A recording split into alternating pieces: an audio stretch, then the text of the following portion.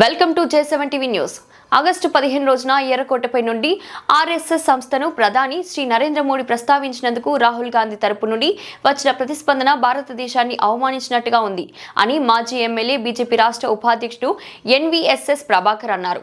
మొన్న ఆగస్టు 15 నాడు నరేంద్ర మోడీ గారు ఆర్ఎస్ఎస్ అంశాన్ని ప్రస్తావించారు అన్నటువంటి దానిపైన రాహుల్ గాంధీ మాట్లాడినటువంటి మాటలు భారతదేశాన్నే అవమానపరిచేటట్టుగా ఉన్నాయి. ఒకటి, రాజకీయంగా విమర్శించటం ఏదైతే ఉందో చరిత్ర తెలియక విమర్శించినట్టున్నాడు. రాజకీయంగా ఆర్ఎస్ఎస్ తో విభేదించినటువంటి పార్టీలు చాలా ఉన్నాయి, సిద్ధాంతంతో కూడా విభేదించినటువంటి పార్టీలు కూడా చాలా ఉన్నాయి.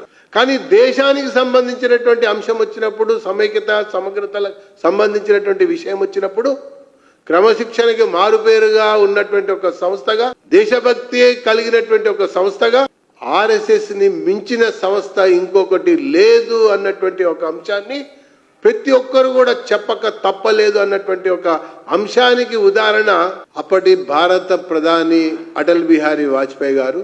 అంతకు ముందు ఉన్నటువంటి ఒక సందర్భాల్లో సమయాల్లో జవహర్లాల్ నెహ్రూ గారు ఆర్ఎస్ఎస్ ని రిపబ్లిక్ డే కి ఆహ్వానించిన విషయాన్ని ప్రస్తావిస్తూ, లాల్ బహదూర్ శాస్త్రి గారు ప్రధానమంత్రిగా ఉన్న సమయంలో కూడా భారత్ పాక్ సంబంధించినటువంటి యుద్ధం జరిగినటువంటి ఒక సందర్భం నేపథ్యంలో అప్పుడు కూడా ఆ వీర జవాన్లకు అందించినటువంటి సహకారంతో పాటు ఢిల్లీ మహానగరంలో ట్రాఫిక్ మొత్తాన్ని కూడా నియంత్రించే విషయంలో, సమన్వయం చేసే విషయంలో, ఇతరతర అంశాలని చూసేటువంటి ఒక సందర్భంలో ఆర్ఎస్ఎస్ కి అప్పగించినటువంటి ఒక అంశాన్ని కూడా అటల్ బిహారీ వాజ్పేయి గారు లోక్సభలో జరుగుతున్నటువంటి చర్చ సందర్భంలో ప్రస్తావించినటువంటి విషయం ఇది. ఎవరు కూడా దీన్ని తప్పుపట్టలా, ఎవరు కూడా దీన్ని కాదనలా. ఆ లోక్సభలోనే ఆన్ రికార్డ్ ఉన్నటువంటి ఒక విషయం ఇది.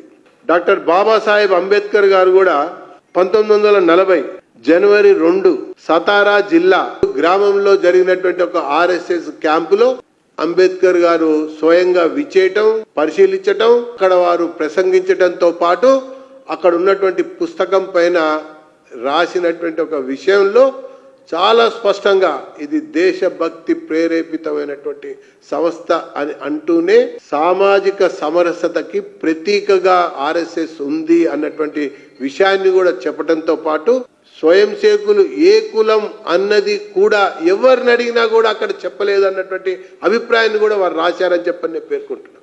తర్వాత మహాత్మా గాంధీ గారు కూడా 1934లో ఆర్ఎస్ఎస్ సమ్మర్ క్యాంప్ వార్దా అనేటువంటి ఒక జిల్లాలో జరిగినటువంటి క్యాంపులో కూడా వారు పాల్గొని ప్రసంగించారు. అక్కడ కూడా వారు కూడా ఇది దేశభక్తి కలిగినటువంటి సంస్థ, సేవా భావానికి మారుపేరు, మరి క్రమశిక్షణకి నిలయంగా దేశభక్తే లక్ష్యంగా నడుస్తున్నటువంటి సంస్థ అని వారు పేర్కొన్నారు.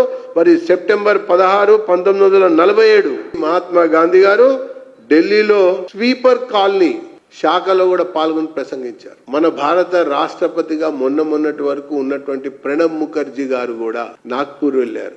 సరసంఘ చాలక్ మోహన్ జీ భగవత్ గారిని కలిశారు. ఆర్ఎస్ఎస్ సంబంధించినటువంటి ఒక పెద్ద కార్యక్రమంలో పాల్గొని ప్రసంగించారు.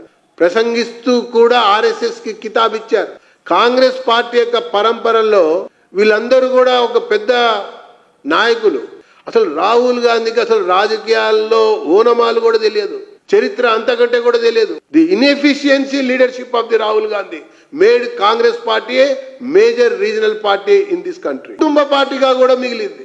పేరుకి సీతారాం కేసరి గారు ఉన్నా, లేకపోతే ఇప్పుడు ఉన్నటువంటి ఖర్గే గారు ఉన్నా కూడా కాంగ్రెస్ పార్టీ అంటే కుటుంబ పార్టీ, వారసత్వ పార్టీ, ప్రాంతీయ పార్టీ, ఓడిపోయేటువంటి పార్టీ, కుంభకోణాల పార్టీ, దోచుకున్న పార్టీ, దాచుకున్న పార్టీ, ఒక్కొక్క నాయకుడు ఎదుర్కొంటున్నటువంటి అవినీతి ఆరోపణలు అన్ని కూడా చూస్తూనే ఉన్నారు. జైలు మీద తల్లి కొడుకులు ఉన్నారు ఈ రోజు దేశంలో. అంటే ఏ స్థాయికి వీళ్ళు దిగజారిపోయారు, అసలు వీళ్ళకి రాజకీయాల్లో కొనసాగే హక్కు ఎక్కడదని చెప్పని భారతీయ జనతా పార్టీ సూటిగా ప్రశ్నిస్తా ఉన్నది. బెయిల్ మీద ఉన్న తల్లి కొడుకుల ఈ దేశాన్ని ఉద్ధరించేది, అవినీతి ఆరోపణలు ఎదుర్కొంటూ అనేక రకాల విషయాలపైన విచారణ ఎదుర్కొంటున్నటువంటి తల్లి కొడుకుల దేశాన్ని ఉద్ధరించేది. వీళ్ళు ఆవుదూడ గుర్తున్నప్పుడు దేశాన్ని ఏలగలిగారు, దేశంలో రాజ్యం నిలబడగలిగింది. ఆవుదూడ గుర్తున్నప్పుడు ఎప్పుడైతే వీళ్ళు చేతి గుర్తుకొచ్చారో, ఎప్పుడైతే ఈ మైనారిటీ అపీజ్మెంట్ లో పడిపోయారో, అప్పటి నుంచే ఇలా పతనం పూర్తిగా కూడా ప్రారంభమైంది అనటానికి నిదర్శనం అతిపెద్ద ప్రాంతీయ పార్టీగా మిగలటం, 3 రాష్ట్రాలకే పరిమితం అవటం,